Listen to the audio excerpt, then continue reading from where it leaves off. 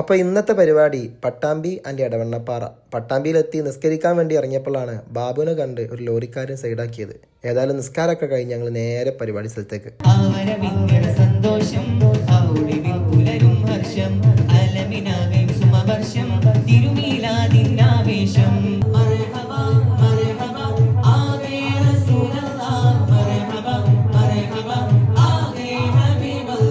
പരിപാടി കഴിഞ്ഞ് ഭക്ഷണം കഴിക്കാൻ പോയപ്പോൾ നല്ല അടിപൊളി മട്ടനും ബീഫൊന്നും പിന്നെ നമുക്ക് പറ്റാത്തതുകൊണ്ട് അതൊക്കെ ഷിഹാബിന്റെ പ്ലേറ്റിൽ ഇവിടെ ഒരു പൊടിക്ക് സ്ഥലം കളയാതെ നിറച്ച് വെച്ചിരിക്കണം. അങ്ങനെ ഭക്ഷണമൊക്കെ കഴിച്ച് അസർ സ്കരിച്ച ശേഷം ഞങ്ങൾ നേരെ എടവണ്ണപ്പാറയിലേക്ക് പുറപ്പെട്ട് മഗ്‌രിബിന് അവിടെ എത്താൻ പറഞ്ഞതാ. പക്ഷെ 2 മണിക്കൂറിന് മേലെ ഓടാണ്ടായതുകൊണ്ട് മഗ്‌രിബിന് ഏതായാലും എത്തൂല. കിട്ടിയ ഗ്യാപ്പില് സമയം ഒരിക്കലും വേസ്റ്റ് ആക്കാത്ത നമ്മുടെ ആശിർ ഉസ്താദ് മൂപ്പരെ മെയിൻ പണി ഉറക്ക്. നല്ലൊരു ഉറക്കം അങ്ങോട്ട് ഉറങ്ങി. അങ്ങനെ നമ്മൾ എടവണ്ണപ്പാറ എത്തി ഒട്ടും വൈകാതെ തന്നെ പരിപാടി സ്റ്റാർട്ട് ചെയ്തിട്ടോ.